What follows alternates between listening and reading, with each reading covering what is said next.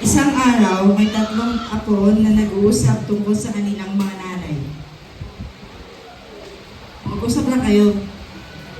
Uy, pre! Kamusta? Okay lang. Kamusta yung nanay mo? Ayun, maganda pa rin, pre. Grabe, paano masabi?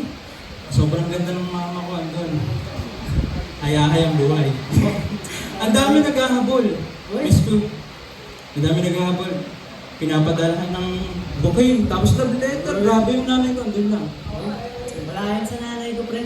Bakit to? Nanay ko hinahabol. Nanay? Piloto. Oh. Pulis. Sundalo. Bakit? May kaso? Hindi!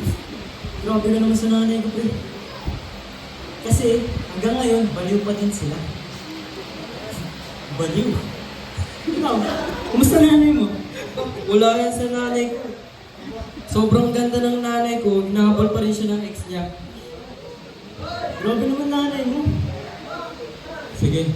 Grabe ang ganda nila, no? Mas maganda yung nanay niyo. Dito na ako. Tama. Kaya meron naman pong tatlong nanay na nag-uusap at nagyayabangan ng kanilang pagkabata at pagkadalaga.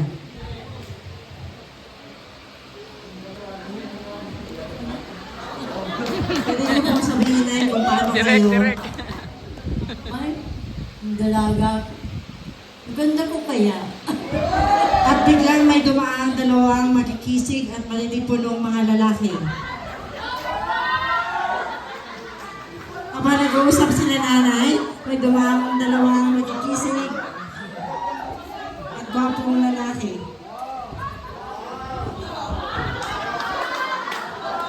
Dahil po sa kagwapuhan nila, nawalan po sila ng sasabihin.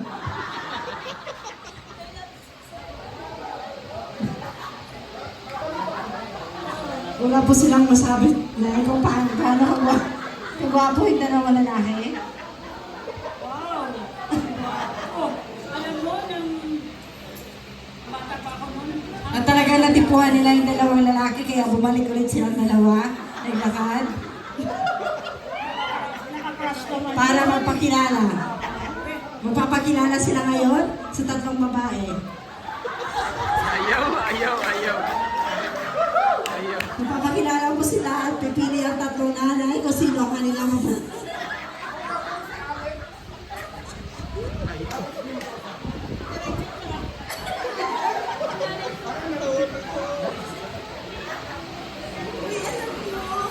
Alam niyo, nung kabataan ko, ang gagwapo ng mga nangyari.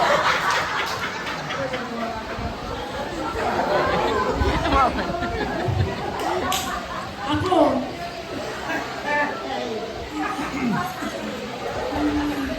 dalagang-dalaga ko talaga. Ang ganda-ganda ko. Ang daming naghahabol sa akin. Pero, nang tumanda ko ngayon, lalong tumanda. Pero, bakit ganun? Ako ang naghahabol na sa kanila. Joke! Okay, so yun lang po.